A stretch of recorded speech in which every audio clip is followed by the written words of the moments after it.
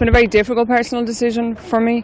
I have a lot of close friends within Fianna Fáil. I suppose I'm also a very optimistic and determined person, so I wanted to believe for a long time that I could change the party from within. So it's been very difficult for me to come to the conclusion that I can't.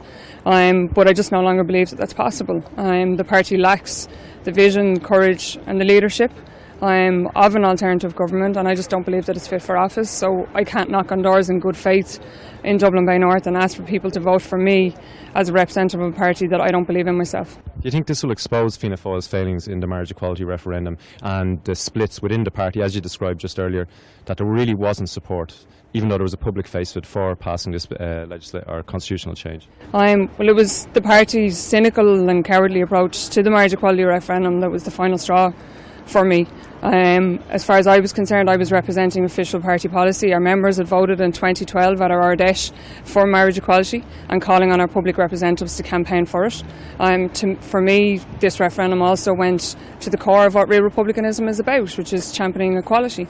And yet I found myself just completely on my own and isolated within the parliamentary party. I was the only TD or senator that did any canvassing on it.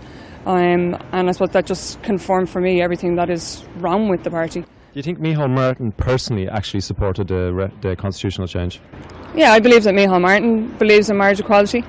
But I also believe that he's a decent person. I think he means well, but he's just not an effective leader. His front bench are pulling in different directions. He's basically become a leader without any followers, and that's really sad. It's really sad to see the party come to that. But that is the way things are, and I just don't see that changing. Is there other influences maybe in party headquarters that are kind of putting into the struggles that he's having? Is he being led by someone else, or has he been getting bad advice, do you think, from somewhere else? No, I think there's been a series of issues now where Micheál has taken one position and the majority of his front bench have taken another. I think that's a serious problem in a party if the leader isn't actually speaking on behalf of the collective. But I don't think Micheál Martin is the party's main problem, actually, and I don't believe that if he was gone that anything would change. I think Fianna Fáil's problems are much deeper than that.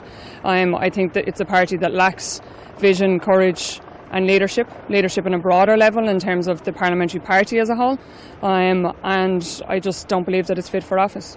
When can we expect a decision either for or against running in the next general election? I suppose the decision I've made today is a big enough one for now. It's been a difficult decision for me to make personally. I had always intended to run in the next general election as a Fianna Fáil candidate in Dublin Bay North.